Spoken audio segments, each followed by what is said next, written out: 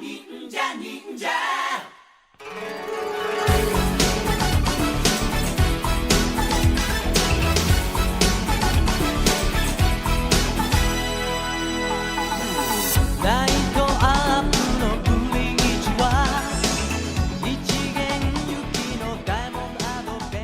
to the Super Sentai Brothers. This is episode 45 of A View to a Kakuranger, the internet's best and only podcast dedicated to Ninja Sentai Kakuranger.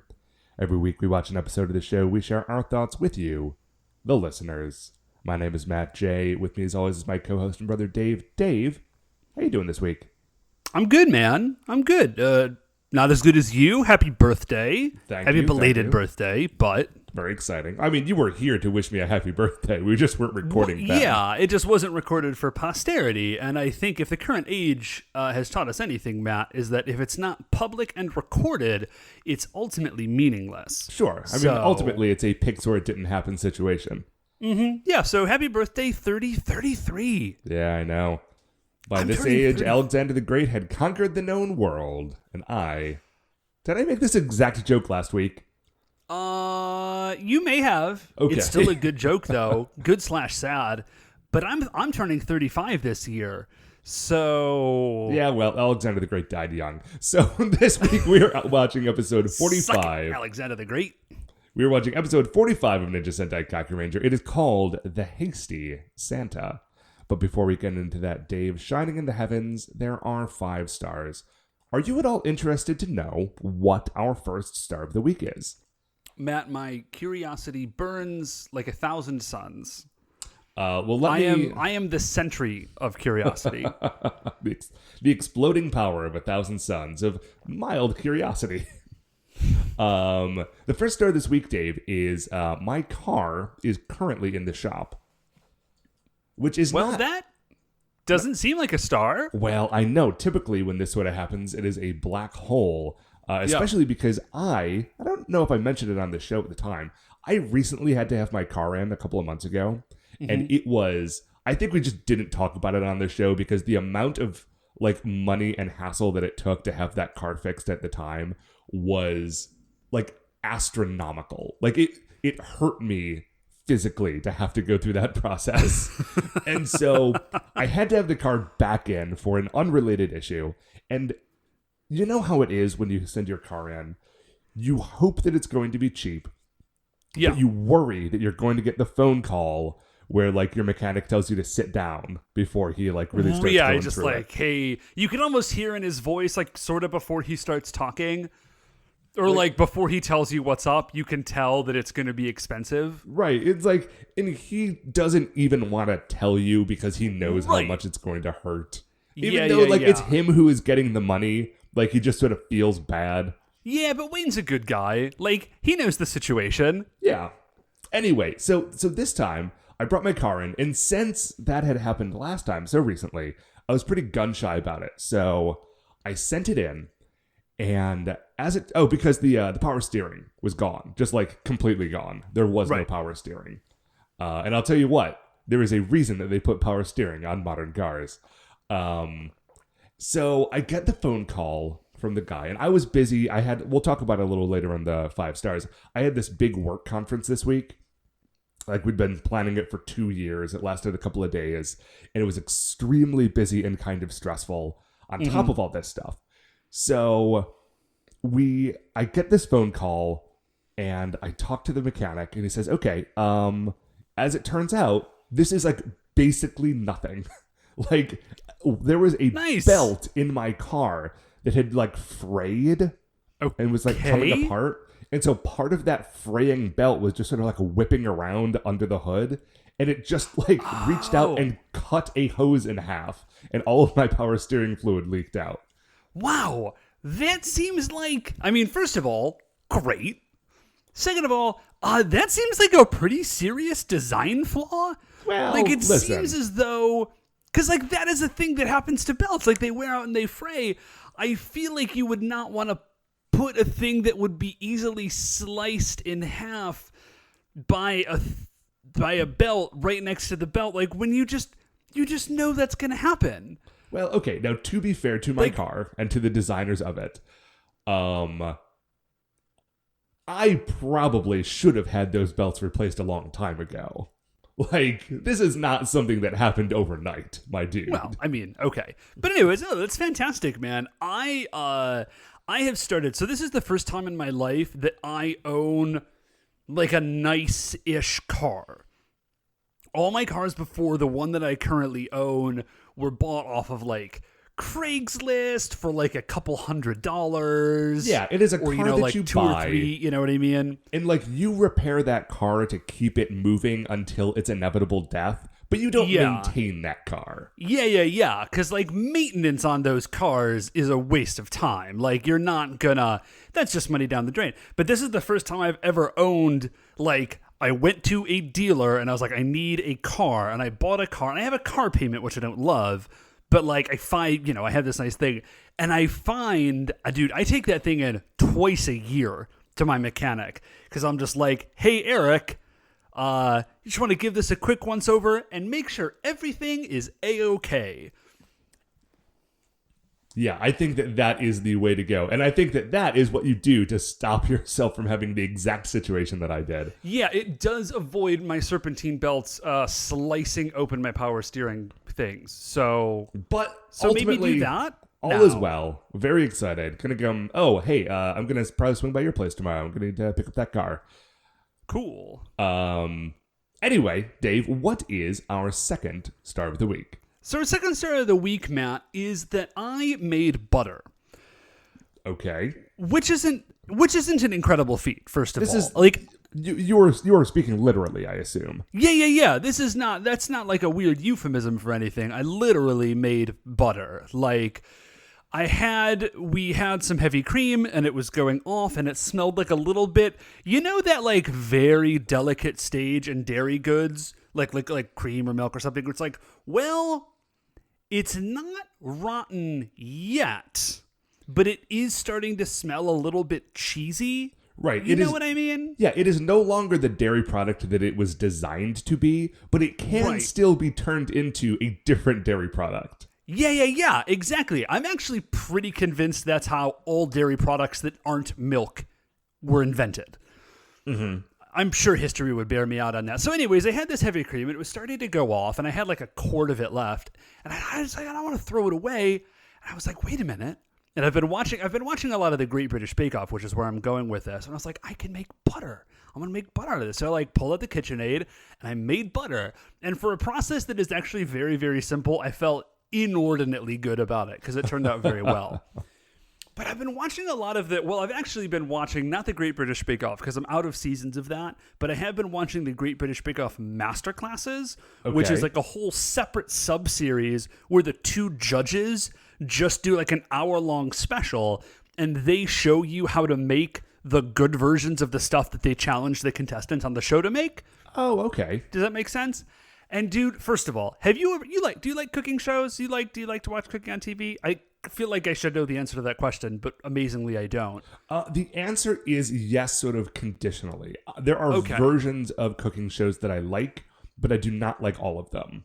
Okay. So I really like an Iron Chef. We've talked about before. We love Iron Chef. I love Good Eats. Mm-hmm. Oh, Good Eats is great. Good Eats is coming back. Have we talked about that yet? Yeah, I know. Super. We haven't, but we could. Great British Bake Off it's amazing. It's one of the best shows. It's unfortunately like things are getting hinky now and like they changed networks and like one of the judges left and it's going to be not as cool anymore. But basically it's this British competition show. It's exactly what it sounds like. It's 12 people. They're competing for the title of like best amateur baker in England. But it's like the chillest show. It's super relaxed. Like everybody on it is really nice. The judges are very pleasant. There's like two hosts and they're sort of like rolling around, like goofing and making jokes and like stealing bites of chocolate from the contestants. Every time a contestant leaves, everyone's like, oh, so sorry to see you go. We love you so much. Like, it's just like, it's this super relaxed, just a very nice show. Because I also watch MasterChef, where, like, somebody screws up an egg and Gordon Ramsay is, like, screaming at them about their parentage. Which I do continue to watch. But the Great British Bake, like, it's just so nice. It's so nice, and like they make cookies and like cakes and breads and everything. And then the master classes, it's just these two judges. And they obviously like get on pretty well, and they're like messing around with each other and like teasing the one about how she like drinks too much, which I hope she doesn't, but maybe she does. I hope she doesn't because she's like an old lady. The only downside, Matt, that I've discovered of watching the Great British Bake Off. Is, well, I don't eat a lot of like white flour or sugar anymore, THM. Yeah. Because I'm a trim, healthy mama. And the whole show is basically centered around white flour and sugar. Like, that's like 85% of the Great British Bake Off, like in various forms. So at this point, you're just kind of torturing yourself. I am just kind of torturing myself, which actually it wouldn't be that bad because I just don't keep desserts in my house. This is what I've realized. I can't win that fight, so I just avoid it altogether. I just don't keep desserts in my house. I may have mentioned this before. Here's the problem.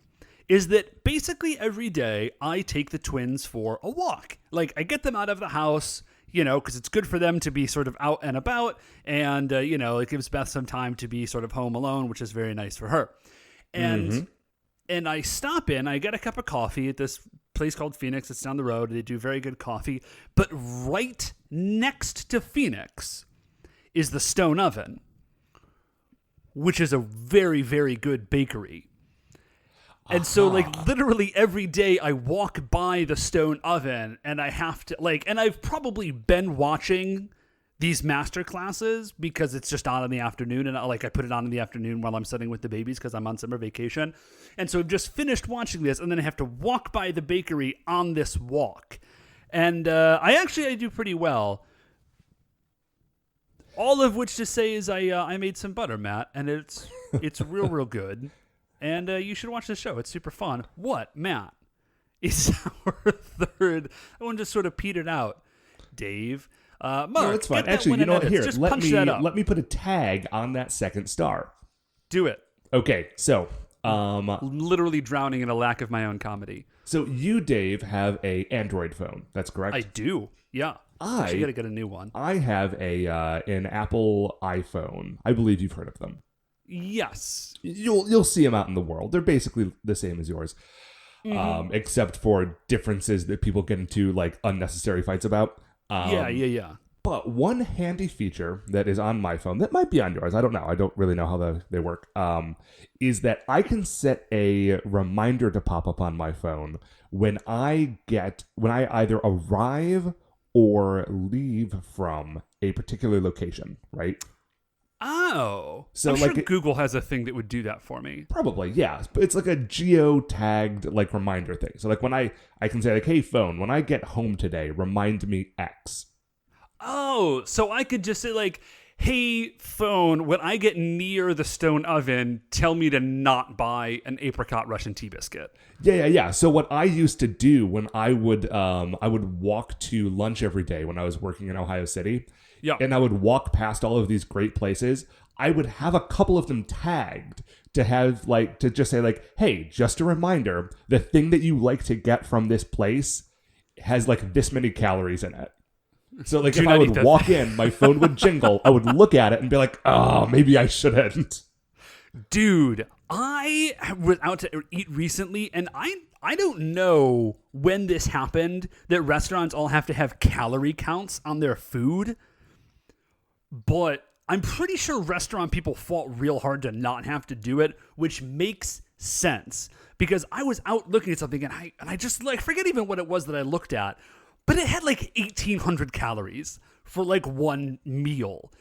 And I was blown, like never in a million years would I have guessed. But they were all like that. All the restaurant food had like 1,800, 1,100 calories. It's like, that's enough food for like a whole day. Yeah, dude. That's insane. Yeah, man. Listen, restaurant food is delicious. They put all that stuff in it. All that stuff that you don't put in your food, they put in their food. And it makes it very good. It makes it so good. So, Matt, what is our third star of the week? Third star of the week, Dave, is that I feel sort of #blessed that I was able to come up with stuff for the 5 stars this week. Because as I mentioned, this week was our big, like once every 2 years, like conference that our office puts on. And I won't go into like the details of like what the conference was, because then I would have to explain to everyone what my job is, which is not particularly interesting. It's it's a nice job, but it's not it's not comedy gold.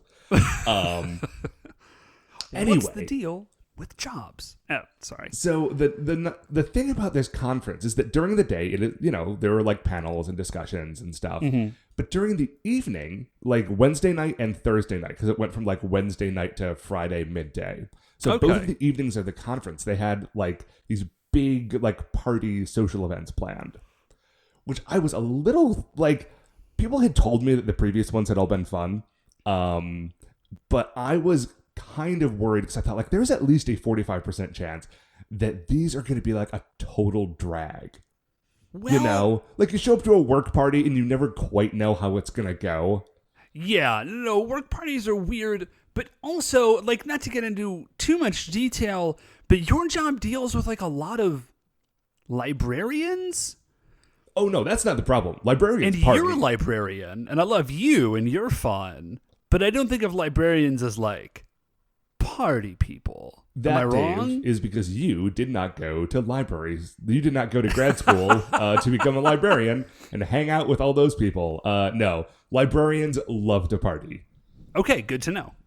That like I know that might seem counterintuitive, but it is like absolutely the truth. I mean, there is a percentage of people who instead of going to the social events, like just went back up to their hotel room and literally they told me like, I'm going to my hotel room. I'm going to knit, and I'm going to drink the bottle of wine that I brought from home instead of going to this place where there is an open bar. Well, that seems weird. Well, like I said, there are two kinds of librarians, I guess. So anyways.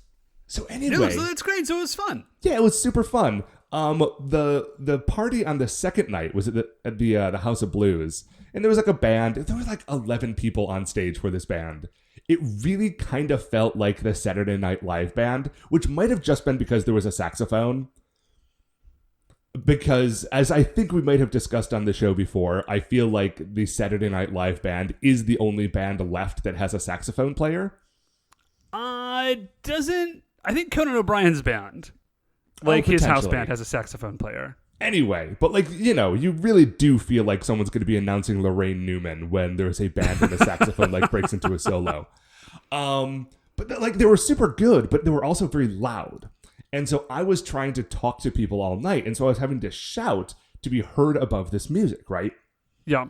The problem is about 3 hours into this, I remembered that I was presenting the next morning at 9 a.m., Ooh. Which was fine because, I was about to get out the door. I was going to get plenty of sleep. What I had not considered was the fact that like 3 hours straight of shouting does not necessarily coincide super well with getting up in front of like 500 people and talking at 9 a.m. Wow, you gave a presentation to 500 people? Well, I introduced a presentation to 500 people. I was only up there for a few minutes, but... Hey, good on you, man. This show goes out to hundreds of people as well. This is old hat for me. I just pretended that they were all part of the Super Sentai Brothers Nation. I did not pretend that. That would have been fun. Is that a thing we're doing now? Because I hope that it's not. I'd like to formally lodge a protest if that's something you're trying to introduce. You're anti-SSB Nation. Okay. Yeah. Specifically... Well, then give me an alternative, Dave. We've been doing this for almost 3 years. I think just, a fan club or fans or, human beings that have an identity outside of the media that they like to consume. How about that? The Super Sentai Brothers, real human beings who have identities outside of the media they like to consume, but do happen to like the Super Sentai Brothers. Okay, let's figure out what that acronym is, but I'm a fan of that. I recognize that, but it's accurate. And I feel like gives our fans, the kind of credit that they deserve. That's very fair, Dave. Anyway, I had a work conference. It was a lot of fun. But you know what else is fun? Whatever our fourth star of the week is, Dave. What is it?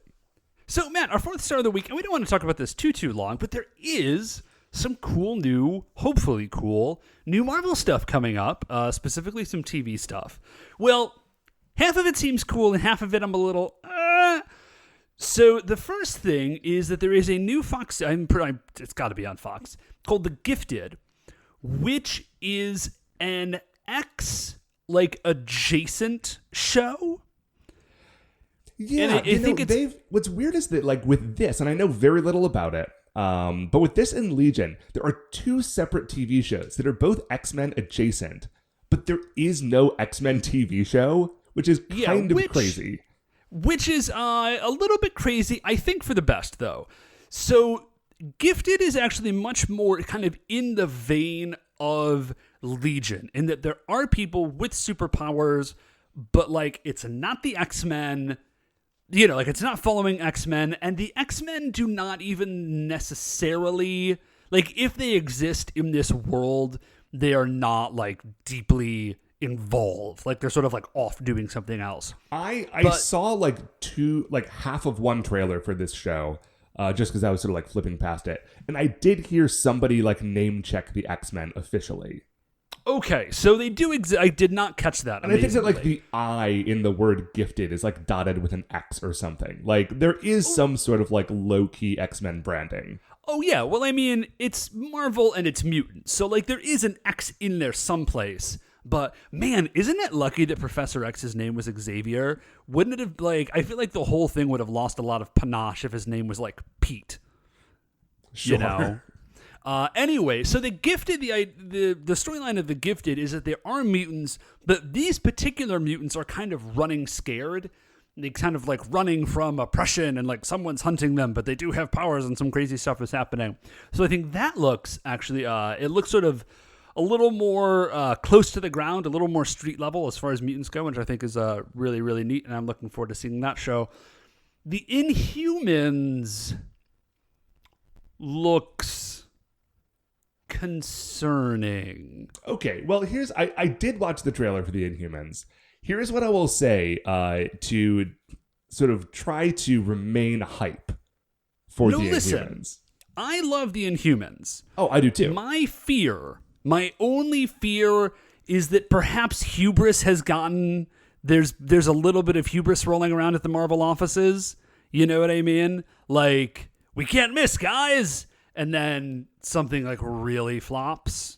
But anyways, Matt, tell me, what are you stoked about the Inhumans? Aside from Lockjaw. Is it just Lockjaw? Lockjaw's in the show, Dave. There's a giant teleporting dog in this show. They just put that on the TV and we get to watch it. Yeah, sure. The costumes look a little weird and boring and desaturated. And also as much as I really do love the Inhumans, I feel what I love about the characters of the Inhumans is the weird 1960s Jack Kirby Fantastic Four parts of the Inhumans, and what people tend to focus on in the last maybe 15-20 years is basically weird court drama in a superhero universe, which is cool, but it's not the weird funky bombast that they originally had. Yeah, no, it definitely is not. Although I will say the most recent Inhuman book is really, really good. And also Karnak has his own series now, and it's friggin' rad. Is it Warren Ellis writing that?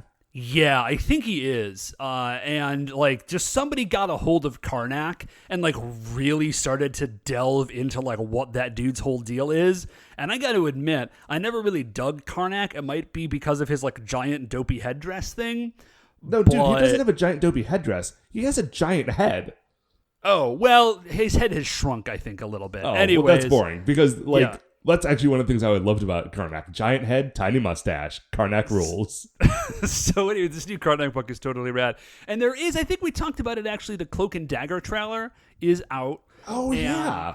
I think we did talk about this because it looks super rad, but it's going to be on yet another streaming service, and I'm not paying for another one, which is a bummer. So I'm just going to have to maybe never watch it or find someone who has a thing so I can watch it with them. But listen, I'm holding out hope for the Inhumans. I want it to be rad because I love the Inhumans, and I think the Gifted looks really, really cool. So, further updates, I guess, as events warrant. What, Matt, is our 5th star of the week? And make it a fast one. We're going long. Hey, you know what rules, Dave? What rules, Matt? The zoo. I friggin' fucking love the zoo. Okay, so yesterday, our sister Katie and I were driving around, and we sort of passed by where the zoo was, and we're like, "Hey, why don't you just go to the zoo?" Like, we weren't doing anything; it was a Saturday, so like, let's just go to the zoo, because neither of us had been for a while. So we sort of popped in on a whim, and like, listen, the zoo rules. We got to see a bunch of cool elephants. Like the Cleveland Metro Park Zoo has recently upped their game for a couple of their they have real hard. Like the semi-recent elephant enclosure is a lot better than the old ones. They got a brand new tiger enclosure, which is rad. You can get like super close to the tigers. I haven't seen that. I want to go see it. I love the zoo. Yeah, man. But here's what's weird is that I realized, because this is the first time I've been to the zoo since I've been in my current apartment, which I've been in like 4 years, so it's been a while. Yeah. I live 4 miles from the zoo. Do you seriously? Yeah. Here's what's weird about that. That means that 4 miles from me is an elephant. Like, just at any given time. Don't think about the fact that like the entity that is zoo is 4 miles from me. Think about the fact that me sitting in my apartment right now, at this particular instant, like right now, we're like right now sipping a cup of coffee. 4 miles from here is like 5 elephants chilling. Just like having an elephant day, doing their stuff, eating some hay. I saw it yesterday. Very cool. 4 miles from here, there's a little Australian enclosure with a bunch of kangaroos and wallabies and wallaroos, which I didn't know existed, but now I do, because I went to the zoo and I saw some animals. I feel like you can't think about that too hard. Like, if you thought about that too hard, I feel like you would just never get anything done, except just going back to the zoo. Be like, why am I watching TV? There's an elephant like 4 miles away. I could just go check out that rad elephant. Yeah, it's okay. I mean, I kind of want to just keep talking about it, but that's basically all that I have. It just kept hitting me over and over again because I've never lived this close to the zoo and realized it before yesterday. And just the idea that I could hop on my bike, ride 4 miles and see some condors is bananas to me. Well, Matt, let's not talk about that anymore as much as I do love the zoo. I can't state that enough, guys. I know I sound like a little kid when I say it. I'm 34 years old. I love the zoo. Dude, everyone sounds like a little kid when they talk about the zoo. We were at the zoo yesterday. There was a 65-year-old woman talking about how she desperately wanted to find where the monkeys were. And you could just hear that it was the same thing she would have said 50 years ago. But Matt, instead of talking about the zoo, let's talk about Ninja Sentai Kakuranger. Let's do it. We are going to take a break. We are going to watch episode 45 of Kakuranger, The Hasty Santa, and we will be right back. Ninja! Okay, welcome back to the show. Dave, this episode rules. Okay, I thought that I was going to be a little annoyed at the interruption of the drama that we have been getting the last couple episodes. I do not care. I could not care less. This episode was so incredible.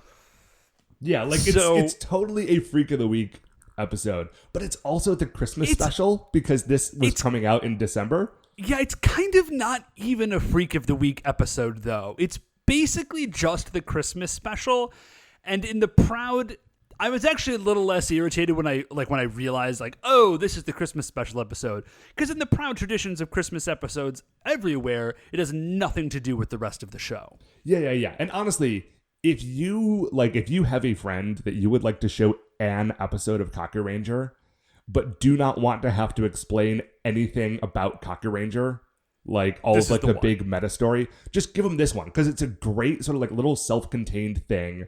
I feel like it's kind of, listen, someone might look at Ninja Man and say, why is that man a ninja man? What's up with that dude? But I feel like it's pretty well self-contained and it's tons of fun. Okay, so let's just get into this. Yeah. We start off and there is an intruder breaking into a home. I was going to say, it's nighttime. Nighttime, we see a clock. We see a kid asleep. And yeah, we are just seeing the shiny black boots of a strange intruder. Until one of those shiny black boots kind of steps directly onto a cat. which is easy to do. I'm not going to lie. In the dark, sure. Yeah, anytime. They just, yeah. So the cat freaks out, the people wake up, and the people that are in the house that were asleep, and they're like, thief, somebody's in here, like something is happening. And it looks at first like it is, we always see is a running Santa suit. And we can't really see who's in it, except that they are not large and rotund. Like, this person does not shake like a bowl full of jelly. At first, we think it's at first I thought it was like a lady Santa, which, you know, whatever. But I was just like, okay, lady Santa, ninja Santa, maybe? Who knows? No. As this is happening, because this Santa books it, and they're sort of shrouded in shadow, and they jump over a wall, and they're running away. And as this happens, Nekomaru drives up, and the Rangers jump out, and they chase down this intruder. And when they find him, we discover that it's the best possible version of Santa. Well, I mean, other than just regular Santa. This is Little Santa. He is Little Santa. Santa's son. Yeah. So they're like, they capture him. Santa He's like, Jr. He says, Hijo del Santa Claus. like, kid, what are you doing? Like, why are you breaking into houses? And he says, no. Like I said, I am Little Santa. Santa's my dad, and I am practicing so that when I get older, I can help my dad. Like, I'm in training to become a Santa. Yes, and, which is, we will get to this later in the episode. Their take on, like, Santa and Santa's helpers is very strange. Matt, just wait for it. Just wait. I know. I'm so eager to talk about it, too. Just hold on, dude. So they get in they get in there, and he says, like, listen, I'm really sorry. I know, like, I messed this up. I shouldn't have stepped on the cat. And someone says, dude, it's the 23rd. Like, you're 2 days early. Well, 1 day early, I guess. He says, you're early. And he's like, oh, man, I didn't even get that right. He's an adorable... Oh, he is Japanese, by the way. The little kid is. Yeah. He's an adorable young Santa. And it's weird because the little Santa apologizes, but then the kid who was at the house to whom he was delivering presents. Oh, because, yeah, they have now gone back to that house. And they're just, like, sitting in their living room in the middle of the night. It is the family who lives there, the Kakurangers, and Little Santa. Now, here's why I want to point this out real quick. Because, like, they're just having, like, this, like, conference meeting in this family's living room with them. But none of the people in this family know any of the Kakurangers. So it's like these strangers showed up, chased down a child who had broken into their house, dragged the child back, and are now talking to him about his magic dad. Listen, man, there's gotta be a ninpo for, like, get over awkward introductions. Like, that has to exist. Small talk ninpo. It's right. It's so the jerk kid, not Little Santa, he's great, like, just grabs a present out of Little Santa's bag and tears it open as though, like, that one were definitely even his. Also, you were just yelling at this kid for breaking in because you didn't believe he was really Santa. So I sort of think he gets what he deserves. And wait, Dave, maybe not. Do you think that he deserves an evil centipede to be hiding in that present to then leap onto him, bite his arm, and become a weird magic centipede tattoo that causes him to fall into a coma? Okay, well... Because that's what happens. That is definitely what happens. I do feel... Okay, maybe I was a touch hasty. But that is exactly what happens, and now this centipede bit this kid and is absorbed into his arm, and that's literally like a nightmare that I've had, so that's horrifying. So Sasuke then rips open another present, because he just wants to check to see if they're all like that, and of course they are. It's a larger box, like 4 centipedes jump out. He kills them all with shuriken, which is what I've always wanted to do to every centipede I've ever seen. Yeah. Well, they have too many legs, man. There's an appropriate number of legs. Have I ever explained this to you, Matt? There's an appropriate number of limbs and joints that a thing can have. And the further away from that you get, the worse you are. And the appropriate number is the human number. Like, 2 arms, 2 legs. like shoulder, elbow, wrist joint, maybe and fingers, right? Okay. So that's fine. Monkeys, totally okay. Cats and dogs don't have any arms, but they've got 4 legs and it's basically the same joints. Those are all cool. So like basically anything with 4 legs is pretty much fine. 4 legs, good. 2 legs also good in this case. 2 legs also good, assuming you have an additional 2 limbs. Right? Right. But if you have fewer than that, like snakes, less cool. And if you have more than that, also less cool. Like bugs, 6 appendages, that's too many. Right? Squid have 8-10 appendages and no joints. Extra creepy because there's no joints there. You have to have the appropriate number of limbs and the appropriate number of joints. You've spent too many a lot legs, of time working on this theory. Too many legs, not enough joints. That's why squid are creepy. Octopi also creepy, less creepy than squid because they got fewer legs. Appendages, whatever. Anyways, so it's this bug thing, and it's on this kid's arm, and they sort of freak out. And then we just Santa leave runs that scene at this point, by the way, because that's everyone right. thinks, this guy actually is a bad kid who has brought evil magic centipedes into the house. He Right. runs away, says, no, I'm innocent. This isn't my fault. And like he's just I fleeing. did not do this. Right. So we leave that scene, and then the next scene it's just daytime, and little Santa is running. He's very confused, like he doesn't understand what's going on, and he runs up to this SUV that has reindeer horns on it, which is incredible. Yes. And then he is attacked by a football monster whose name is Omukade. Yes. Now, And- for our non-American listeners, this is an American football player. Oh, yeah. Thank you. He is a hand egg, whatever, football player. Anyways, so he is a giant American football player, and he says, I used to just be a giant bug, and it flashes back, and in fact, yeah, he was just like a giant centipede.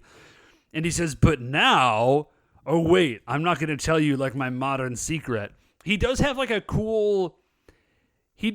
bug, like a centipede theme going on. Like he's got some extra legs coming off the sides of his legs, and on his name tag for his thing, it just says legs, Which is a little amazing. bit weird because he does explain that he has a name, but he says, "Oh no, I have an additional secret now, but I won't tell you." So this is what I love about this, is that this is the Christmas episode. It contains like a ton of Christmas themed stuff, which we will get to. Yeah. The monster is in no way Christmas themed. He is a centipede themed American football player monster. Dude, this continues to play into the thing that you explained the other day to me, and I don't know if we talked about it in the show, that maybe they just had to vamp for a little bit because they just said like, listen, man, we've got this centipede monster, and that's the costume that we made. We can come up with something else, but you gotta give us some time to push. So, like, I know it's the Christmas episode, but you're getting centipede football, man. Like, that's what you've got, so make it work. So a Twitter follower of ours, Adam Thibault, sorry if I mispronounced that, shot a quick note to us after last week's episode when we were talking about it, saying that he had heard somewhere that since Â&nbsp was an anniversary series, like maybe they needed to like spend a little extra time preparing for it, or needed to start on a particular day. So like Kakuranger was extended a few extra episodes, which is potentially why the previous episodes felt like a finale, because like they just had to tack more episodes on sort of right near the end, which would make total sense in this case. I don't know if that's true. If anyone can either like officially confirm or deny that, I would be really interested to know. Yeah, that would be super. Just let us know if you know. So he won't reveal Omukade, that is. He won't reveal his modern secret. But he does jump in the SUV and just steal it. Like, that's the whole... There's not even like a fight. He just steals this dude's car. Oh, well, I mean, okay, there's not a fight. He does hit them all with centipede ball, which is just Kakuranger ball, but with like extra little like leg things coming off of it. And it's got a face. And so like little Santa, he's like, oh no, how am I going to get back to like Santa's kingdom? Santa's world is what he keeps referring to it as. He's like, that was my ride. And then they say, I forget which of the Rangers, they say, wait a minute, that was your ride? And he says, yeah, that's what Santa uses to deliver presents. They say, what about the sleigh and reindeer? Little Santa, like, hey, man, this is the best part. Yeah, not only does he explain that Santa, of course, has modernized, like nobody else drives around in a sleigh and a reindeer, neither does Santa, he has a car. But the look on his face when he answers the question, it's like he's talking to a baby. Yeah, like he's talking to an idiot child. Like, what? Do you ride around in a sleigh? Is that how you get from place to place? No. Well, you happen to have like a magical. I was going to say they happen to ride around in a magic like cat that is also a crepe truck. So bad example. Yeah. So he's like, I can't even get back to Santa's world now. I'm not going to be able to do it. And I need to, because I need to let Santa know that all of those presents are actually filled with evil centipedes. And the Rangers are like, we can help you out. So the next scene we see real quickly is they're in Nekomaru, and all of the Rangers, at first they're like, so you're really Santa's kid? And there's like a brief moment of surprise. Yeah, I think it's Saizo in particular. It's like, man, I don't know if I buy this. Which, again, Saizo, like, you've seen some stuff by this point. That's exactly what I was going to say. I appreciate that the other Rangers, after a brief moment, are like, well, yeah, okay, sure. Like, yeah, that's totally reasonable. Why wouldn't Santa exist? We literally fight monsters every week. Saizo's incredulity, I feel like in this case, makes the least amount of sense. Yeah, man, I don't really know. I think that they just needed to pay a little bit of lip service to the fact that, like, I mean, Santa's not like a ninja or a yokai, and that is the mythology of the Kakuranger world. And so since there's a magic thing that exists outside of this, or outside of them, maybe he had to, like, question it because of that. I don't know. Anyways, so we see Nekomaru. Nekomaru's flying around. Ninja Man is following them on a cloud. And he says, I've always wanted to meet Santa. I've always wanted to get a Christmas present. Like, I've never gotten a Christmas present. He's never gotten a Christmas present, you guys. He's very excited about that. I mean, he's been in a pot for 3,000 years, so he missed all of Christmases. I was gonna say, well, wait. Or 1,000 years? It was 1,000 years. And they were definitely celebrating Christmas in some way 1,000 years ago, but it is certainly not the modern Christmas. Yeah. Well, and also not in Japan, I'm fairly certain, which leads me to wonder why Ninja Man would be excited about it. Maybe dude just likes presents. I have a very hard time getting a solid grasp on how, like, obviously Ninja Man is at least 1,000 years old because he spent 1,000 years in a space bottle, but how old, like, attitudinally? Like how mature he is? Yeah, like, is he supposed to be a grown-up or is he supposed to be a little kid? Because he fluctuates very widely. He does. I get the feeling that he feels 12 to me. Yeah, he crushed it. Like he's not a little kid. Amount. And, like, you know, he has this sort of, like, fits, like, you know, temper tantrums that, like, a young adolescent does. But he's still definitely, he's not grown up yet, but he is grown up enough that he feels like that children are sort of a separate classification from him. So we flip from there, like they're sort of having this conversation, and we would assume Nekomaru is flying them to Santa's world. We flip to Skull Castle, and Daimyo is talking to Umukade, and Umukade says, oh yeah, man, when they get to Santa World, he doesn't explain how, he just says, when they get to Santa World, they will never return. That's it. Yeah, like, they'll be trapped in Santa World, and then all of the presents will go out, the kids will all get, like, zapped by the centipedes, then I'll have control over all the kids and cause chaos, and while there's chaos, that's when we, the yokai, can take over the world. Yes. Which is a pretty good plan. Oh, by the way, everyone, we didn't really cover this, but as they were going to Santa's world, all of the Kakurangers, like, when faced with the idea that someone was trying to, like, pervert Santa's, like, mission into doing evil, were just, like, furious. Like, the idea of using Santa to do evil is, like, unforgivable. that's appropriate. I'm okay with that. Yeah. Yeah, and so the Rangers show up at Santa's castle. Yeah, you know how Santa has a castle? Yeah, the best part, like, first, okay, listen, let me just say, I'm totally okay with the idea of Santa having a castle. The thing that I love about this is that there's one exception to the thing I'm about to say. There is literally no effort whatsoever to make this look like a Santa castle or even like a wintry castle.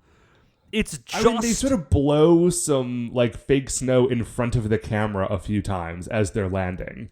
Yeah, but that's it. This is not in the North Pole. This is like maybe... They may have bothered to go to northern Japan. Maybe. Potentially. But other than that, this is literally just... It's just a castle. Yeah, but they do one thing to make sure that you know that this is Santa's castle. And they really committed to the bit. The one thing that they did is that everyone at the castle is Santa. Everyone is Santa. They are all Santas. It's all Rocket Gun. Oh my gosh. Like, we will see a Santa Prime, like the Elder, who I think is like capital S, capital C, Santa Claus. But everyone here is a Santa. Right. So we see no Santa elves, gardeners. all Santas. Yeah. There's a Santa gardeners. There's a band. There's a Santa band. And there are Santa guards. Yeah. They're like with, sentries with spears. So first of all, they're sneaking in. Oh, by I the don't way, understand so here where they have to sneak in. Please. Santa's castle. All Santas? Santa has a band? Santa has a spear. Why are they sneaking in? Yeah, because they do sneak into this place, and I cannot figure out why they don't just walk in and say, hey, we brought little Santa back. There's a problem. Yeah, so they are like, they're sneaking in, and it's all Santas. So, first of all, at first I was thinking about this, and I was like, I do not understand how to handle like the tribe of Santa. But then when I thought about it more, this is the best explanation. Like a whole, like Santa Prime having a ton of like magical kids who are all also Santa. That's the best explanation. Oh, and it works perfectly because it's like mall Santas. The Phantom. Like mall Santas and Salvation Army Santas. Like all of those dudes, like they're not Santa, but per the like mythology of this show, like they all are a Santa. They are a legit Santa. They're just not like the Elder Santa. Yeah, I'm going to circle back around to it because I don't think you heard me. I also think we might be in like a Phantom situation. Like the Santa who walks, the Claus who walks? Yeah, the Claus, thank you. That's way better, actually. I wish we could edit out my dumb thing and just go with that. So the Santa who walks is... Yeah, man, the Phantom is so rad. Sorry. I just got lost on like a little tangent in my head about how rad the Phantom is. So everybody here is Santa. And they are sneaking in, but they do get caught. So little Santa explains there's like, all the Santas are just regular old Santas. Well, in the context, first of all, they're all skinny. I just want to say that first. Oh yeah, they're all skinny. They've all got fake beards, like fake white beards and fake mustaches and fake eyebrows. Yeah, they did not make any effort whatsoever to just get actual people who maybe looked like Santa, which makes sense, I think, because they're shooting the show in Japan. So it's all super fake beards, but not even good ones. Anytime you see any of these Santas from behind, you can just see their regular hair on the back of their head. To the point where, like, I'm not even sure that those beards are supposed to be real, or if that's just part of a uniform they're wearing. That I like actually a whole lot better, that you just have to wear a fake beard if you can't grow one. It's like LARP dwarves. But there is one Santa who it looks a little bit better and also is like kind of shady looking in a way that I can't quite explain, but he just looks a little bit shifty. And so he looks like he's in charge. But he's not the Elder Santa. He's like Lieutenant Santa. Right. It's very hard to tell these people apart because they're all wearing the exact same costume and big white beards on their faces. Well, that's actually going to work out really well in a second. Well, Little Santa explains to Lieutenant Santa, which is what I'm going to call him now. He says, listen, man, there is a problem. Like, I've got to speak to the Elder. Lieutenant and Tsuruhime is like, yes, like the evil centipedes, blah, blah, blah. Lieutenant Santa isn't buying it. He commands the other Santas to attack. So the other Santas, like with the guard Santas, Sentinel Santa. So Sentinel Santas all like close in with spears, and then I forget exactly what the Rangers do, but they cause some hubbub, and then they like dive into a crowd of Santas, and then you see an aerial shot just of all of their ninja costumes flying up into the air. And then when it comes down, all the Rangers are also dressed as Santas. It's so good, you guys. And they it works perfectly. Yeah, because everybody looks the exact same. And so they just disappear into the sea of faceless Santas. It's incredible. You know what it sort of felt like, Dave? And this is something that you know better than I do. It felt like if you're playing Hitman. Oh, yeah, you just put on the costume. Like, if you put on the appropriate costume, you can just walk through and no one bothers to look at you. Even though you are, like, clearly, like, you know, a weird bald dude with a tattoo on the back of your neck. In the most recent Hitman game, there's, like, a training level right at the beginning. And there is, like, one or two little throwaway lines where Hitman said, like, Agent 47 says something about that. And then the trainer's like, yeah, most people actually don't look at people. They just sort of look at the uniform, so you'll be fine. And I appreciated that they did address that. So the Rangers just disappear into the sea of Santas, which is incredible, like I said. And so we get a quick shot from there of the Elder. Yes. Now, in my notes, before I realized that this was the Elder Santa, I have him written down as Bad Santa. Yeah, he is not a good Santa. Well, okay, so here's the deal. This is, I think, not only the only white guy in this episode, I think he's the only white guy I've ever seen in a Sentai show. To the point where when I saw him, I did not immediately realize that he was a white dude because it was so outside of what I was expecting to see. He is like, he's not like, you know, cartoon Santa fat, but he's, you know, he's a husky dude. And he doesn't have a Santa beard, but he does have a beard. But it's not a white beard. It's like kind of a dingy gray beard. Yeah, it's not a great... Like, they didn't get a good Santa. He kind of looks like Captain Lou Albano.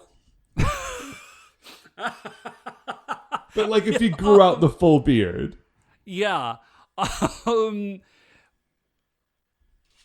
And so the Lieutenant Santa tells Bad Santa, like, hey, you know, like this is going down. And so we flip back, and he's drinking something, he spews it out. We flip back from there, and we see that the Rangers, as Santas, are sneaking around, and we are seeing yet more of the Santa world. And there's like a Santa cafe, and there's a Santa movie theater. Dave, do you want to tell our dear listeners what the Santas are watching at the Santa movie theater? Yes, I do. So, Santa World, it turns out, is its own complete world. And what world would be complete without the Super Sentai series? And so they are watching... It would be a pale world, a pale, cheap imitation of a world. And so the Santas are watching Santa Sentai Klaus Ranger. Yes, they are. And it's 5 Santas, and they are the Kakurangers. I think they just probably had the Kakurangers do it, and they go through like their whole like opening sequence as though they're hengeing, but they're all just Santas. It's amazing. Like, I just want to watch that show now. So it doesn't exist, but I do want to watch it. So Elder Santa appears on the screen, and he says, hey, we have intruders. Like, everybody needs to look out. We have to find these fake Santas. And like they all are looking around, And at this point, like, our heroes could just continue to pretend to be the regular Santas here, but for some reason they panic and they start to run, and everyone starts to chase them again. So the Rangers and Little Santa make it up to the Elder's room, but he's not there. Little Santa says, like, oh no, he must already be in the delivery room, still not really, like, figuring out what's going on, like, thinking it's just some sort of weird misunderstanding. So he runs down to the delivery room. And Elder Santa, Bad Santa, appears on the screen again. He says, it's departure time. Everybody, like, get ready to go. Like, you're all going to go out into your presents. And someone says, of the other Santas are like, wait, it is, like, way too early. Like, we should not be leaving for another 3 hours. We have a schedule. And Elder Santa said, like, no, it's fine. We need to leave now because there's, like, bad weather and we're going to get behind unless we leave early. Right. So they all file into their, like, you know, their magic SUVs with the reindeer horns on them and start to drive away. Yes. They've got a fleet of these cars, apparently. Right. They're all, like, lining up to pick their cars up. Little Santa says, like, no, you have to believe me. And he runs up and he just grabs one of the presents from the older Santas, opens it up. Of course, there's a centipede in it. It jumps on him and, like, bites him, and he starts to pass out. The Rangers run up and they say, like, Little Santa, are you okay? And he just says, Santa Claus, Santa Claus. And they interpret this as saying, you need to defend the honor and mission and integrity of Santa Claus. And then they, of course, say, yes, we will do that thing for you, you brave, brave little Santa boy. So they run off and they find Santa Prime. Yeah. And they say, like, okay, we've figured it out. You are not Santa. You are Omokade. And we need to, like, fight you to get you to transform back into your yokai form so that we can defeat you. Yeah.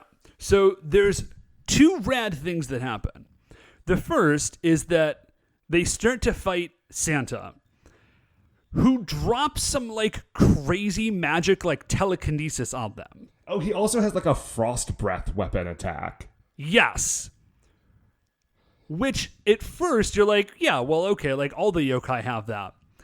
And then it turns out that this is, in fact, Elder Santa. Yeah. He is being possessed by Omukade. Like, he's being controlled by Omukade. Yeah, like, in the tussle, they find, like, that same, like, centipede tattoo on his arm. So he's already been, like, controlled. But, like, all of those, like, cool magic powers... And the fact that, like, Santa. Yeah, like, Santa can just take out the Kakurangers anytime he wants. It's Santa Claus. Santa just has frost breath. This is, I love the idea that Santa is like an elder mystical being. He's like a level 20 elder mystical being. You know what I mean? It's very good. So the Rangers are like, oh my gosh, like, this is a problem because this is not actually Santa. Who is the actual Santa? Yes, obviously. I shouldn't say obviously, because I thought Elder Santa was Omukade. Like, they tricked me. It turns out it's Lieutenant Santa. Yes. Is actually Omukade. So we cut outside, and Lieutenant Santa is talking to Ninja Man. And they are both getting into Nekomaru. And he's saying, like, oh, thank you so much for helping me, Ninja Man. Like... Let's go around and deliver these presents. I'll make sure that you get the best centipede of them all. Oh, I mean, the best present. I didn't say centipede. I'm not evil. Let's get going. Yeah. And Ninja Man's like, that's great. I've always wanted a Christmas present. Super cool. So they drive off in Nekomaru. The Rangers run out. And they're like, wait, guys. But Nekomaru can't hear them. So we go from there to the quarry. Yeah, well, I mean, it's Christmas Eve. Where else would you go? So, in the middle of the day, because that's when you deliver presents. Well, in the day. Now, to be fair, quarry. They did say they were starting to deliver presents 3 hours early. Okay, that's fair. So now, it was nighttime when they left Santa's world, but it's, you know, that's a magical world. Things might be different. Who knows? So Nekomaru lands, and then they're about to hop out, and then Super Samaru just flies up. And Ninja Man's like, oh, hey, it's Super Samaru. Check it out. And Super Samaru gave the Rangers a ride back from Santa's world. Yeah, they're all just like on his back or her back. Human world. So they land and they yell out to Ninja Man like, hey, Ninja Man, that's not a Santa Claus. That's a Mukade. Nekomaru sort of freaks out a little bit. And Ninja Man like jumps away from evil Santa, Lieutenant Santa towards them. Oh, yeah, that's right, because they were both still in Nekomaru at the time, and Nekomaru just like throws both of them out the door. Right. Now, there's sort of a weird moment here because Ninja Man is furious that he was tricked, but then the Rangers are like giving him attitude about being tricked. They're like, how could you be that dumb? Like, I can't believe you fell for that. That was such a stupid trick. Leaving out the fact that Rangers, you attacked actual for real Santa Claus. Like, you tried to stab Santa Claus. So let's maybe not get too down on other people for getting tricked about some things. That is fair.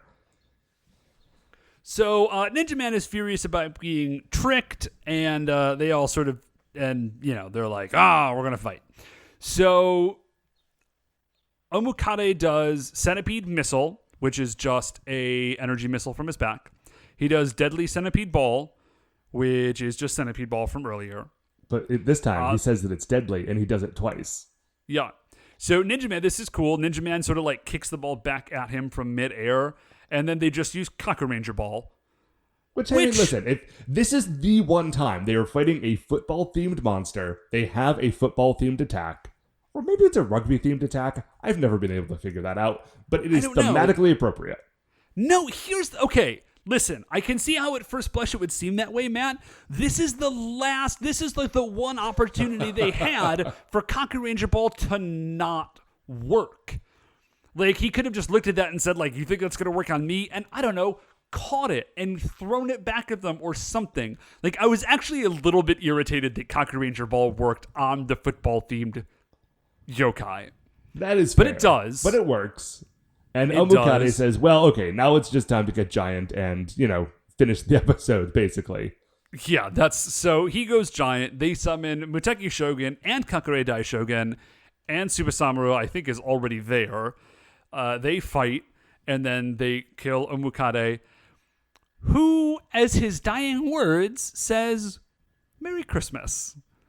Yes, which, you know, I mean, it's whatever, dude. It's the Christmas episode. I mean, you know, Merry Christmas, I guess, guys. Merry Christmas to all, and to all a dead giant football-themed centipede monster. So we go back from there to Santa's world. Little Santa has woken up. All the Santas are super happy about it. Now, I'm not totally sure about this, Matt, but I am fairly certain I think that one of the dudes playing one of the Santas was Raita / Cameo. Like the Yellow Ranger from Jetman and Cameo from Die Ranger. I mean, I would believe it. There were a lot of people standing around in Santa costumes. I just don't know how you could possibly confirm it with all of the fake beards covering their faces. I'm going to be honest. It's just that he was like hefty and had glasses on. Okay. But I was like, I know they recycle actors a lot, so I sort of hoped it was. So they're all very relieved that Little Santa is okay. And then, hooray. So we cut back to the Kakurangers and Ninja Man, and it is Christmas Eve, and I can't tell if they are setting up the crepe truck or tearing it down for the day. I think they're tearing it down, because it's like the end of the day. Yeah, but, they just finished an adventure. They've been busy all day. They still got to make some money. Yeah, well, everybody else is home with their families, and then Kakurangers don't have families. Aside from each other, we would assume. So there's nobody who's out doing Christmas Eve. But they're having a Christmas Eve together, and they say, it looks like it's going to be a nice Christmas Eve. As they are saying this, like, the street lights turn on, and it's not just street lights. It's like a bunch of Christmas lights. Yeah. And then it starts snowing. And the lights, they're like, oh, the lights are so beautiful. They actually are really nice. Like, they're super pretty. And then someone says, like, where's Ninja Man? And they look over, and Ninja Man is asleep on like a bench, it looks like. And he is sleeping under a stocking waiting for Santa, we would assume. And it was very nice. It's a very nice episode to a very fun... it's a very nice ending to a very nice episode. I don't know how Ninja Man... I guess we just have to assume that Ninja Man has done some, like, Christmas research. because that stocking thing is definitely like occurred while he was in a space bottle. Oh, so yeah, I'm not sure how he knows about that. And I'm not really sure why he's super into Christmas, aside from that getting presents is really fun for him, for everybody. Hey, like we said, he is basically a 12-year-old, and what do 12-year-olds love? Christmas. Presents. I mean, what does everyone love? Christmas. But, 12-year-olds, I feel like especially. Yeah. So that is the episode, Matt, but we're not quite done. No, we are not, The question Dave. is, where does this weird football centipede monster fall on the Creature Royale? Well, I kind of loved him. Okay. I loved him a little bit. I dug his plan. Sort of. It was a good plan, although I didn't like it because, like I said, that's sort of like a literal nightmare. Oh, sure. Except not with centipedes, with the scarabs from the Mummy. Oh, yeah. Yeah. Still can't sleep with my feet uncovered. The good mummy. Yeah, the good one. Not the Brendan Fraser one. Yeah, the good mummy. Yeah, the good mummy. So it's a good plan. I dig his look. I really dig his love look. This episode. I love that, again, I love that he is completely unrelated to Christmas stuff and just happens to be in a Christmas episode. I love this episode and basically everything in it. And, like, honestly, his plan is great. It's a good one. He discovered a, like, ready-made magical distribution model, snuck in and brainwashed Santa Claus and was going to use it to take over all the children on Earth. Like, I'm glad that it didn't work, but, good thinking. So, Matt, let me just start you off with another yokai that did a bunch of, mind control on some kids. I'm talking about Kama Itachi, the sickle weasel. Dave, I gotta tell you, I was looking at the exact same spot on the list, because I feel like they are pretty similar in a lot of regards, and also their episodes were really, their episodes were obviously different, because one of them was, school-themed, and one of them was Christmas-themed. But in both cases, they have this sort of, weird setup where they are sort of operating within an organization. Right. So, I'm torn. Just as a pure monster, I like Sickle Weasel better. Because the idea of a flying jet weasel with sickle arms, just saying it made me smile. And a football centipede is cool, but not that cool. But I like this episode so much more, and I think his plan is a lot better. Yeah. But I'm kind of floating. I wouldn't go too far away from Kama Itachi. So I think I like him better than Kama Itachi. I don't know if I like him better than Saragami the Ninja Monkey. No. Hey, you know what? I'll tell you who Kakuranger Ball did not work on, at least initially. It's Ninja Monkey. It's true. So just below Saragami the Ninja Monkey is Bakuki the Illusionist and Umibozu the Navy Monster. Better than I do think I like him better than Umibozu. If he's better than Kama Itachi, he is better than Umibozu. And honestly, I don't remember why we put Kama Itachi under Umibozu. I think I like Kama Itachi I'm looking more. at that again, and I'm having trouble with that. I don't like editing the list afterwards, but I just feel like that doesn't make sense to me. That almost feels like a typo. Maybe it was because Umibozu, created the giant skull building. Oh, yep, that was it. Yeah. That's he why got a lot of points for that. A lot of points for that giant skull building. That's totally rad. So I don't like him as much as Saragami. But I don't think I like him as much as Bakuki the Illusionist. Dave, remind me, who was Bakuki the Illusionist? Yeah, Bakuki the Illusionist was that he showed up right when Ninja Man did, and he had all sorts of crazy illusionary powers. He looked sort of like a Final Fantasy wizard. Oh, yeah. Yeah, I liked those episodes, but I did not like the episode nearly as much as I like this episode. Okay, so what that sounds to me is that dude sits just under Saragami, the Ninja Monkey, which puts him in for me.